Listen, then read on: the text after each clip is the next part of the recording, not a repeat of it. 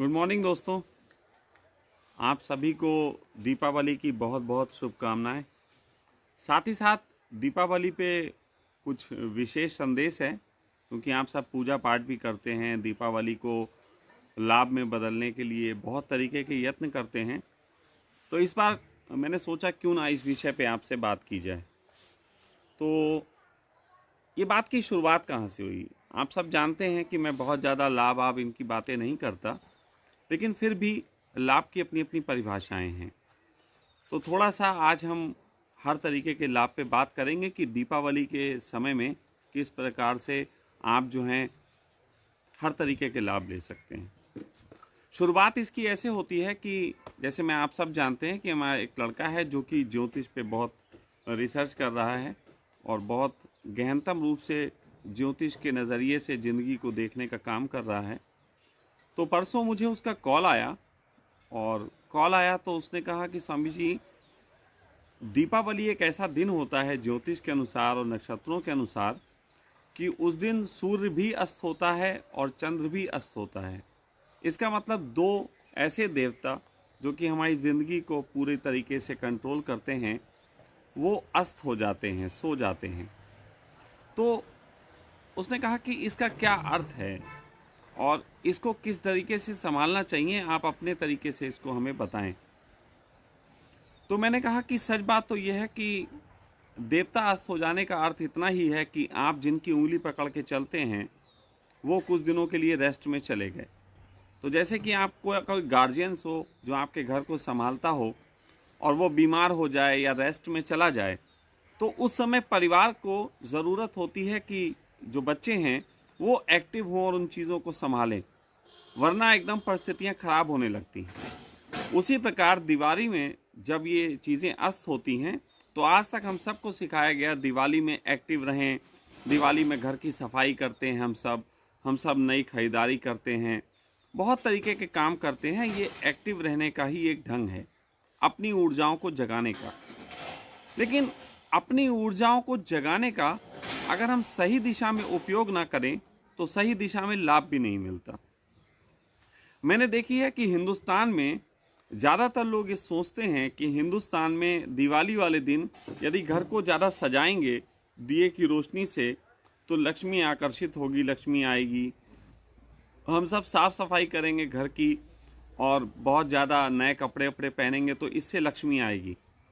नहीं, लक्ष्मी इससे नहीं आती। थोड़ा सा आज लक्ष्मी पे बात कर लेता हूँ, वरना आप सब थोड़ा सा कंफ्यूज हो जाओगे। लक्ष्मी को आज तक दो ही लोगों के संगत में दिखाया गया। हिंदू धर्म ने आज तक लक्ष्मी को दो ही लोगों के साथ दिखाया, एक विष्णु के साथ और एक उल्लू के साथ। विष्णु के लक्ष्मी पैर दबाती है, सेवा करती है, और उल्लू के सर पे बैठती है। अब लक्ष्मी को निश्चित ही जानो, इस पृथ्वी पे दो ही तरीके के लोग हैं जो लक्ष्मी के साथ इन दोनों तरीके का उपयोग करते हैं। कुछ लोग होते हैं जो लक्ष्मी को अपना सेवक बनाते हैं और लक्ष्मी से अपने जीवन में प्रफुल्लता फैलाते हैं। कुछ लोग हैं जो लक्ष्मी को अपने सर पे बैठालते हैं, पूरी जिंदगी कमाते हैं, दौलत इकट्ठी करते हैं, तिजोरियों में भरते हैं और पूरी जिंदगी अपने सर पे एक भार के रूप में लक्ष्मी को लेकर घूमते हैं। यहाँ पे दोनों कंसेप्ट में दोनों तरीके के आनंद हैं। अब ये आप खुद तय कर लीजिए, मुझे बताने की ज़रूरत नहीं है, ना ही मैं किसी को ऊंचा नीचा कह रहा। मेरे लिए उल्लू हो चाहे विष्णु हो, दोनों को ही एक संदेश है, दोनों को ही संदेश है कि वो किस ढंग से टैकल करें इस चीज़ को कि लक्ष्मी जो है उनके जीवन में और ज़्यादा आए। क्योंकि विष्णु से लक्ष्मी तभी खुश रह सकती है जब विष्णु उसकी सेवा लें। अगर विष्णु कह दें कि लक्ष्मी तुम मेरे सर पे बैठ जाओ, तो विश्वास मानना लक्ष्मी साथ छोड़ देगी। और यदि उल्लू कहे कि अब मेरे तुम पैर दबाओ, तो ये भी विश्वास मानना उल्लू के ऊपर बैठना भी छोड़ देगी। और दोनों तरीके के लोग लक्ष्मी को पसंद हैं, विष्णु भी पसंद है, उल्लू भी पसंद है। और आप में से बहुत से लोग होंगे जो लक्ष्मी को एंजॉय करते हैं, जीते हैं, लक्ष्मी को खर्च करते हैं। इसमें एक मेरा एग्जाम्पल भी है। मेरे लिए लक्ष्मी सेवा करने वाली है और करती है। अगर मैं इसे सर पे बैठा लूँ तो मेरे पास नहीं रहती, इसलिए मेरे पास कोई सेविंग नहीं होती, कभी सेविंग नहीं होती। क्योंकि जैसे मैं सेविंग की नीयत से होता हूँ और वैसे ही मैं खर्चा कम कर दूँ, तो मैंने देखा है कि लक्ष्मी नाराज़ हो जाती। तो जो जिसमें खुश है उसे वही करवाओ। वो मुझसे सेवा में खुश है तो मैं सेवा करवाता हूँ।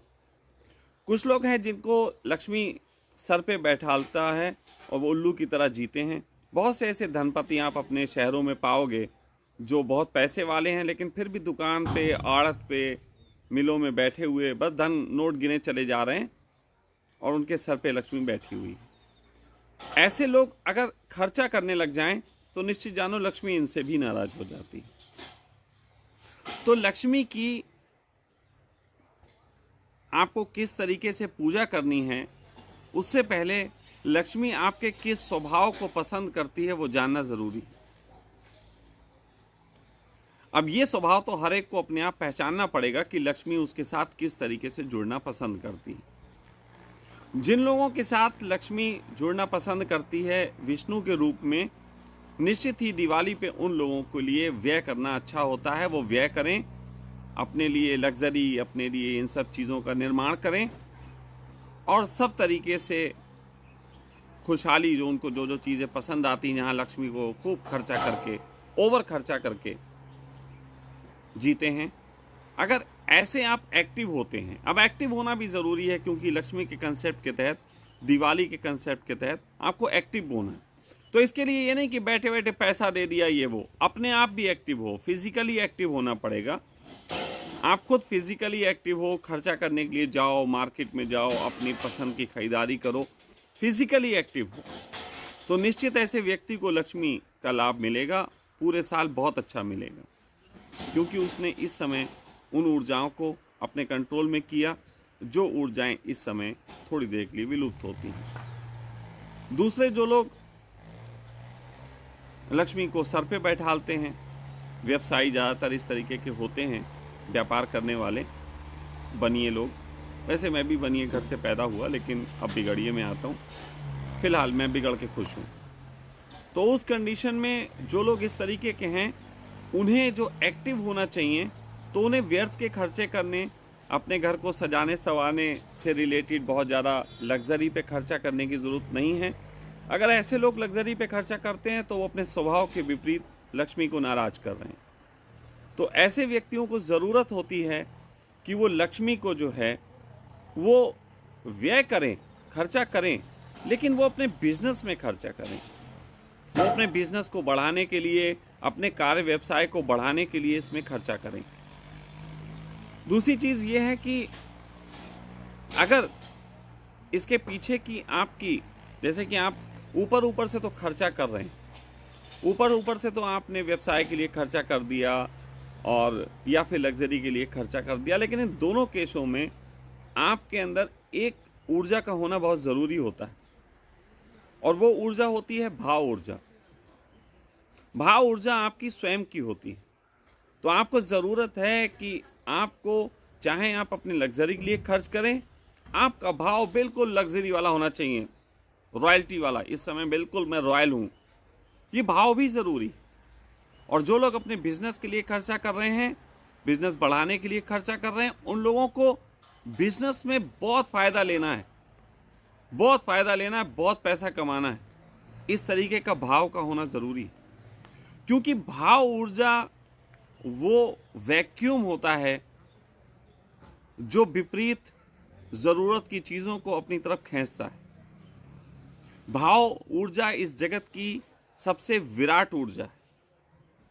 भाव ऊर्जा एक ऐसी ऊर्जा है जो दुनिया में किसी चीज़ को रूपांतरित कर सकती है।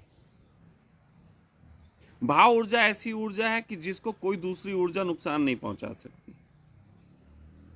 भाव ऊर्जा आपके स्वयं के हाथ में है और हर व्यक्ति के अंदर ये ऊर्जा पाई जाती है।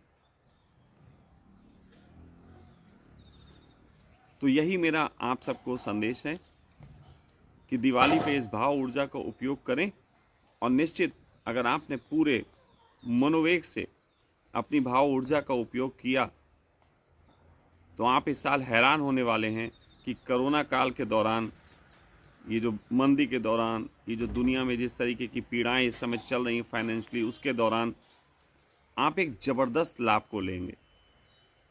मैंने शायद पहली बार इस तरीके की बात की है, किसी को धन के लाभ के संबंध में भी कुछ बोला है। लेकिन धन कोई बुरी चीज़ तो नहीं, धन कोई व्यर्थ तो नहीं।